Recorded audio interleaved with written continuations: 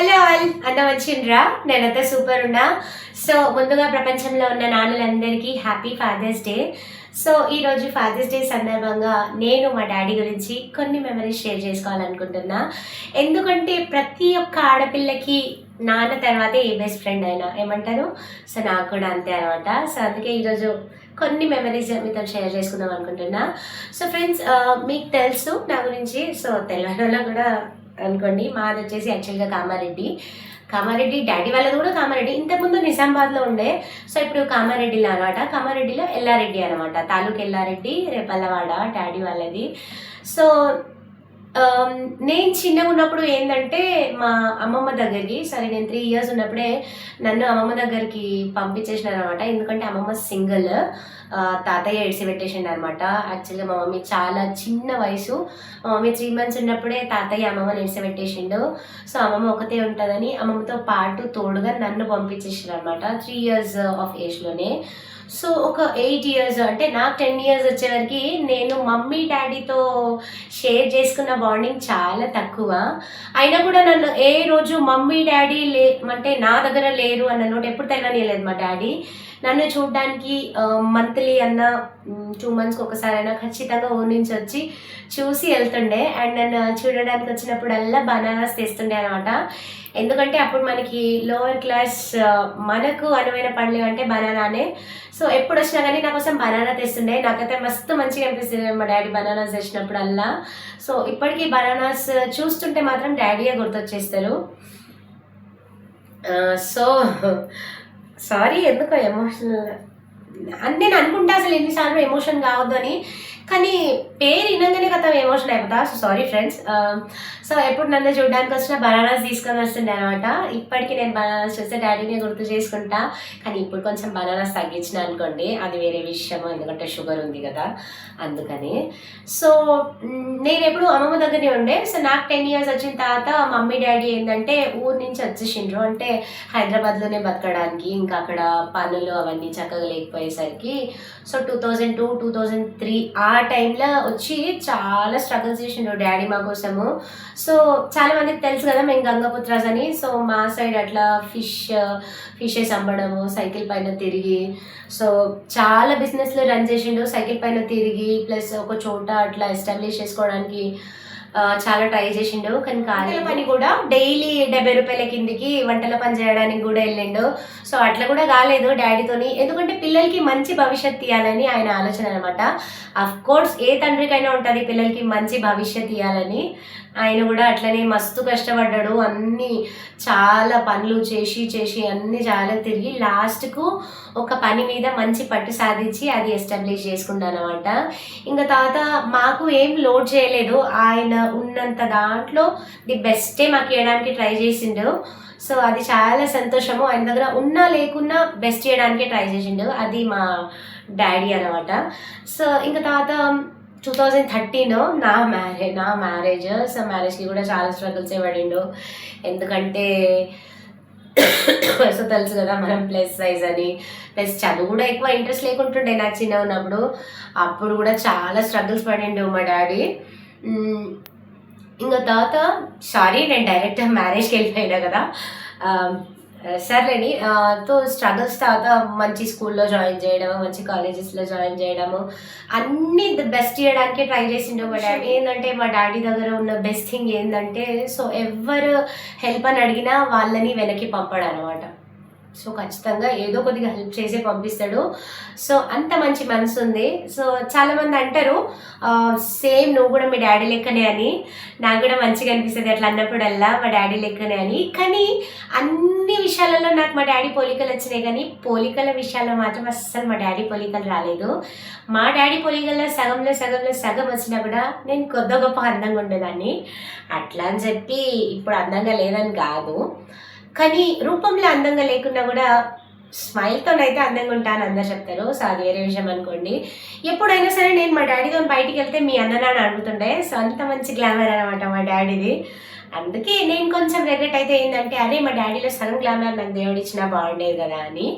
ఇంకా తర్వాత 2013 నా మ్యారేజ్. సో మ్యారేజ్కి కూడా చాలా స్ట్రగుల్స్ అయినాయి. అంటే మనం వచ్చేసి కొంచెం ప్లస్ సైజు, అంతే కదా, ఎవరు చూసినా ఏం చేస్తారు. సో అట్లా చాలా సంబంధాలు వచ్చినాయి. సో నేను వాళ్ళకి నచ్చక, వాళ్ళు నాకు నచ్చక అట్లా చాలా డ్రాప్ అయిపోయినాయి. అట్ లాస్ట్ మా హస్బెండ్ సంబంధం వచ్చిందనమాట. అది కూడా రైల్వే ఎంప్లాయ్ అని పట్టుబట్టి మరీ కూర్చున్నాడు మా డాడీ. సో మమ్మీ నీకు రైల్వే ఎంప్లాయ్ అయితే సారీ గవర్నమెంట్ ఎంప్లాయ్ అయితే మంచిగా ఉంటుంది లైఫ్ అని. సో అట్లా ఇట్లా 2013లో మ్యారేజ్ చేసుకొని ఇంకా నేను అస్సాంకి వెళ్ళిపోయినా. సో అక్కడికి వెళ్ళిపోయిన తర్వాత డాడీతో బాండింగ్ చాలా తక్కువ పెళ్ళి అయిపోయిన తర్వాత. బట్ స్టిల్ అప్పటికైనా సరే డాడీ నాకు ఏ చిన్న బాధ వచ్చినా సరే నేనున్నా. అంటే మాకు కష్టం అనేది ఆయన ఉన్నంత వరకు అయితే కష్టం అనేది మాకు తెలియజేయలేదు. సో మేబీ అదైనా మిస్టేకా లేకపోతే అదైనా నేచరా మాకు తెలియదు. ఎందుకంటే ఆయన తర్వాత మేము ఫేస్ చేసిన స్ట్రగుల్స్ ఉన్నాయి కదా.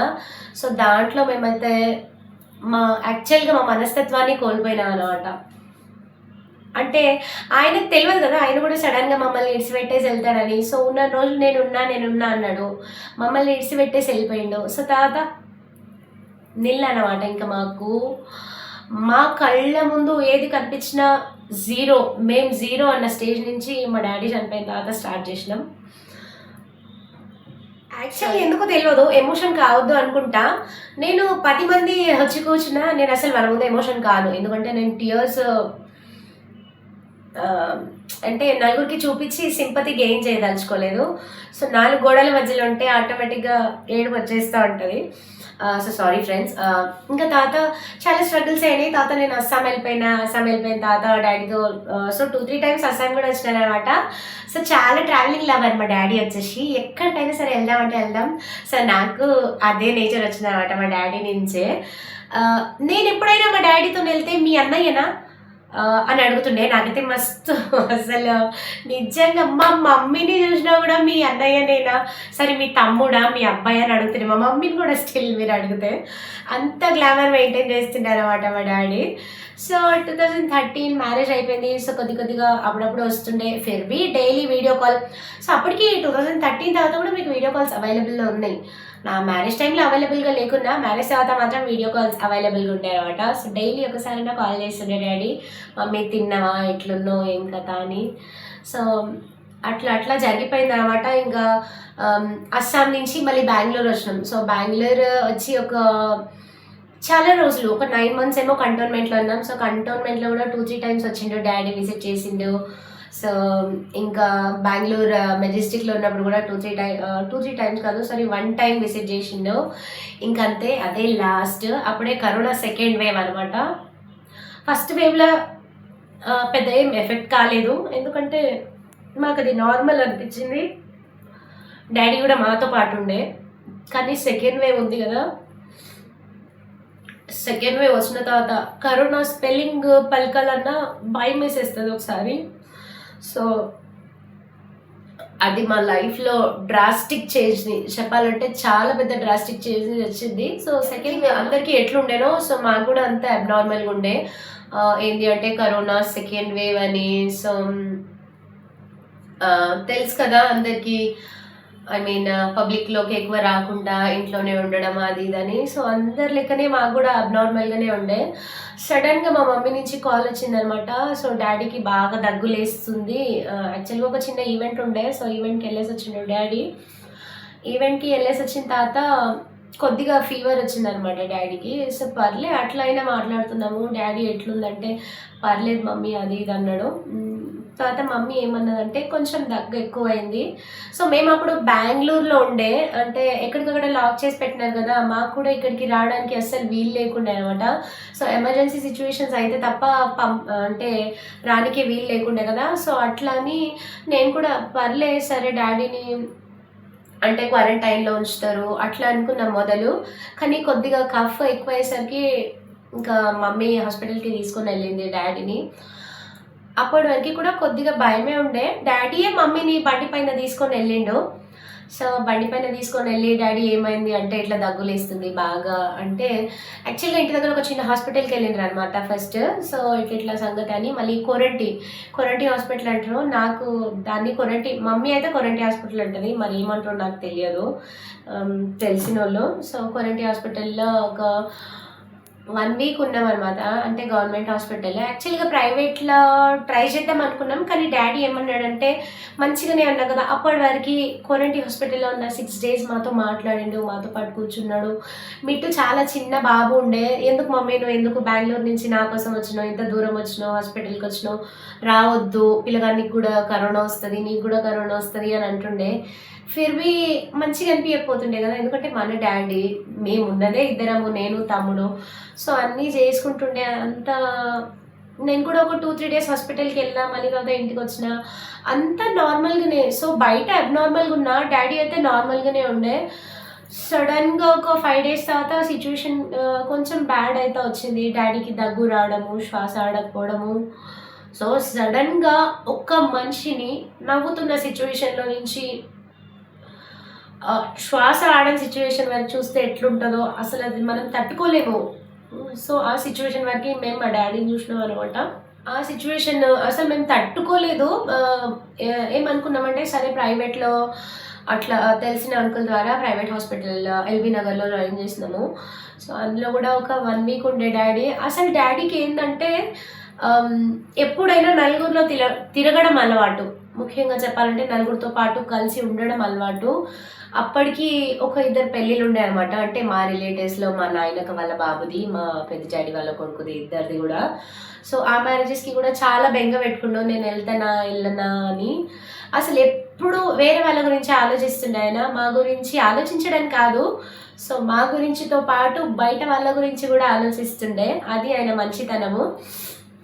ఇంక సరే అట్లా అట్లా ప్రైవేట్ హాస్పిటల్‌లో కూడా జాయిన్ చేసినాము. సో, ఐసీయూలో ఏస్తే ఇంకా మీకు సిట్యుయేషన్ తెలిసిందే కదా! సో, ఐసీయూలో ఏస్తే ఎవరిని బయటికి ఎవరిని లోపలికి ఎళ్ళనియ్యరు. ఎందుకంటే ఇన్ఫెక్షన్ సోకుతదన్న భయమో, ఇంకేదో తెలవదు. సో, ప్రైవేట్ హాస్పిటల్‌లో జాయిన్ చేసిన తర్వాత అక్కడ వర్సెన్ అయింది సిట్యుయేషన్. సో, సిట్యుయేషన్ వర్సెన్ అంటే చాలా వర్సెన్ అయింది. సో, డాక్టర్స్ కూడా మమ్మల్ని డైలీ పిలిచి చెప్తూనే ఉన్నారు కండిషన్ చాలా సీరియస్ ఉందని. మేమైతే అసలు నమ్మలేదు. ఎందుకంటే మాకు మాకనే కాదు యాక్చువల్‌గా మన ఎవరున్నా కూడా మనకు అసలు భరోసా ఇయ్యకపోతే మనం నమ్మలేము. ఎందుకంటే మనం మనిషిని చూస్తున్నాం కదా! మన కళ్ళ ముందు మనిషిని మేమైతే నమ్మలేదు అసలు సిట్యుయేషన్. మా డ్యాడీ అంటే చావు బ్రతుకుల మధ్యలో ఉన్నాడని చెప్పినా కూడా మా డ్యాడీ బయటికొస్తాడు అని ఖచ్చితంగా 100% హోప్‌తోనే ఉన్నాము. అట్లా ఒక 5, 6 డేస్ ప్రైవేట్ హాస్పిటల్‌లో. సో, 7th డే అనమాట. యాక్చువల్‌గా అదొచ్చేసి మే 4th మార్నింగ్ మొబైల్ కూడా క్యారీ చేసిండు. ఐసీయూలో ఎవరిని మొబైల్ తీసుకెళ్ళనియ్యరు. సో, డ్యాడీ అంత ఇది చేస్తుండనమాట. ఇంకా మేమే అట్లా ఇట్లా హాస్పిటల్‌లో మాట్లాడిచ్చి డ్యాడీ దగ్గర మొబైల్ ఉంచేయండి అది ఇది అని చెప్పిన. మొబైల్ ఉంది డ్యాడీ దగ్గర. సో, ఇంకా మొబైల్ చూసుకుంటూ కూడా ఊకే నిద్రపోతలేదు అది ఇది అని చెప్పి లాస్ట్ డే అంటే మే 3rd రోజు, అంటే మే 4థ్‌కి ముందు మే 3rd రోజు ఫోన్ తీసేసుకున్నారనమాట. సో, దాంతో కూడా చాలా భయపడ్డాడు. ఇంకా మే 3rd రోజు ఏమైందంటే సరే కొంచెం సిట్యుయేషన్ వర్సెన్ అయింది అని అందరికీ ఇంకా అట్లా ఇట్లా తెలిసి ఊరు నుంచి కూడా చాలా మంది వచ్చిర్రనమాట. ఇంక అంతే ఒకరి తర్వాత ఒకరు చాలా మందిని చూసి కూడా డ్యాడీ చాలా భయపడ్డాడు. ఎందుకంటే ఏమనుకుంటో తెలవదు. మేబీ ఇదే నా లాస్ట్ రోజు అనుకుండా అయిందా. సో, ఊరు నుంచి వచ్చిన వాళ్ళతో కూడా చెప్పిండంట ఏమనంటే, ఒకవేళ నాకు ఇట్లా ఏమన్నా అయితే ఊరికే తీసుకుపోవాలి ఖచ్చితంగా అని. సో, మాకు అదంతా అయిపోయిన తర్వాత ఊరోళ్ళు చెప్పిన మాటనే కానీ మాతో మాత్రం ఏం చెప్పలేదు. ఎందుకంటే అసలు మేము భయపడతాం అనుకుంటూ కావచ్చు, ఏం పనులు చెప్పలే. మేము మ్యాక్సిమం మా డాడీకి ది బెస్ట్ చెప్పడానికి ప్రయత్నించాం. ఎందుకంటే నలుగురు మధ్యలో తిరిగిన మనిషి ఐసీయూలో వెళ్ళి చావులు అట్లా corona second wave time daily ఒక 10 డెడ్ బాడీస్ అయితే మా డాడీ ముందు నుంచి వెళ్తుండే. 10-12 డేస్ చాలా నరకం ఫేస్ చేసిండు ఆయన. మ్యాక్సిమం ఆయన లాస్ట్ బ్రెత్ వరకు ట్రై చేసిండు. అండ్ మే 4th రోజు మార్నింగ్ కూడా ఇంకా ఆయనతో అయిందో కాలేదో నాకు తెలియదు. సో, ఇంకా తట్టుకోలేక మాస్క్ కూడా తీసేసిండంట డాడీ. మాస్క్, ఆక్సిజన్ మాస్క్ అదంతా. సో, మళ్ళీ డాక్టర్స్ వచ్చి పెట్టిర్రు. అప్పుడు సిచ్యువేషన్ కొంచెం మళ్ళీ నార్మల్ అయింది అనుకున్నాము. ఇంకా మార్నింగ్ 5 o'clock లేచి డాడీయే ఫోన్ చేసిండనమాట. మమ్మీ అంబలు తీసుకురా నా కోసం అని. సో అప్పటికప్పుడు ఇంకా అంబలు చేసి డాడీ కోసం పంపించిన. మళ్ళీ కాల్ చేసిండు, అవ అంబలు పంపియ్యు అంటే పంపించిన డాడీ. అంటే యాడ ఇంకా రాలేదు, అసలు నేనంటే మీకు ఇష్టం ఉందా లేదా అని కోపంగా మాట్లాడి డాడీ మంచిగా అవుతుంది కదా అని ఆ రోజు కొద్దిగా బేఫికర్ ఉన్నాం అనమాట. మే 4th రోజు ఇంకా మా మలేషియా కూడా సో 9:30కి అట్లా కాల్ చేసి ఇడ్లీ తీసుకొని రామనంట. సో ఇలా ఇడ్లీ తీసుకొని వెళ్తే కూడా డాడీ తిన్నాడంట. ఏడు తెచ్చినావు మలేషియా, మంచిగా ఉన్నాయి ఇడ్లీ కూడా అని కూడా అన్నాడంట. సో ఆయన కూడా అన్నాడు, అరే మంచిగా అవుతాడులే అనుకున్నాము. సో చెప్పినా కదా మే 4th రోజు 10 o'clock కాల్ వచ్చింది. సో ఆ క్షణం నేనైతే మాకు ఇంకా అసలు అంటే నార్మల్గా మనిషి ఉన్నాడు అన్నట్టే, ఇంకా సడన్గా డాక్టర్స్ వచ్చి హీ వాజ్ నో మోర్ అనేసరికి అసలు ఒక్కసారి బ్లాంక్ అనమాట. ఏం అర్థం కాలేదు. అప్పటి వరకు అన్నిటికీ నేనున్నా అన్న మా డాడీ ఇంకా లేరు. ఇప్పటికీ మే 4th అంటే మా లైఫ్లో మాత్రం బ్లాక్ డేనే. అసలు ఎన్నెన్నో అనుకున్నా మా డాడీ గురించి షేర్ చేసుకునేటప్పుడు అస్సలు ఎమోషన్ కావద్దు అని, కానీ నన్ను నేను అస్సలు ఆపుకోలేకపోయినా. సో వన్స్ అగైన్ ప్రపంచంలో ఉన్న నాన్నలందరికీ happy Father's Day. Thank you so much for watching.